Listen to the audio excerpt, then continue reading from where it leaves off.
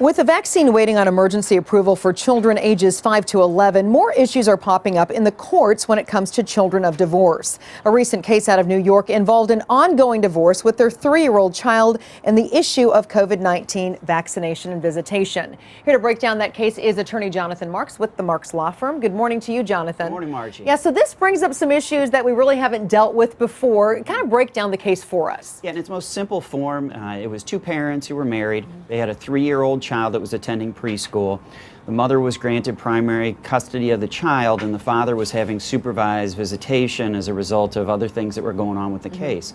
The issue that was brought before the court was there was a temporary restraining order motion made by a guardian ad litem and by the mother's attorney for purposes of suspending the father's visitation rights because he wouldn't get vaccinated, and they were concerned as to whether or not that would impede on the child or the child's preschool and basically harm all those individuals that come in contact with the child because of the father's supervised visitation and not being vaccinated. Yeah, the judge is always looking at what's in the best interest of the child. So one of the things was the preschool. What were some other things that the judge looked at in this case? Yeah, I mean, I think it was basically trying to take a look at two big picture items. One has to do with what is the father's rights within the family, and then what does the court have to look at to ensure that the father's rights are being held enforceable for being able to have frequent and meaningful contact with the child. But the other aspect of it was, the harm aspect of it. By the father not being vaccinated, who is he harming? Not just the child, but everyone that the child comes in contact. So you're looking at the broader picture from a societal standpoint of the teachers at the preschool, other parents at the preschool, other children that come in contact at the preschool.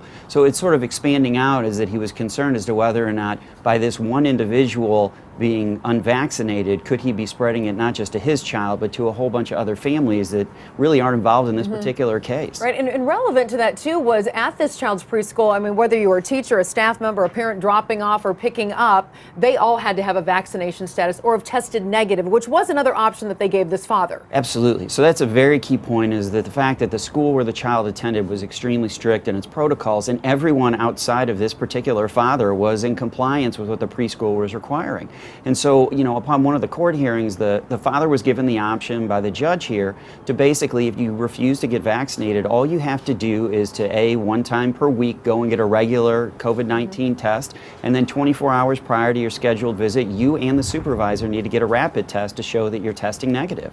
Both times, he refused to do so. So at the end of the day, the court was faced with, what do you do with a parent who refuses to either get vaccinated or get tested so that they can see their child? Yeah, so what did the judge ultimately end up ruling? Suspended his visits. I mean, at the end of the day, the court looked at it as that as much as it's important for a child to be able to have frequent and meaningful contact with her father, that the societal interest was greater, and as a result of it, the judge suspended the visits until the father basically complied. Either go get vaccinated or at the end of the day, show that you want to be with your child by going and getting tested once per week for the main test, or 24 hours prior, you and the supervisor getting that PCR test. What's the takeaway that parents who may be going through a divorce or have child custody situations, what should they take away from this? I think the big picture is that you need to look at, especially for an influential court like we have in New York, is that you have to look at what's the big picture within your family.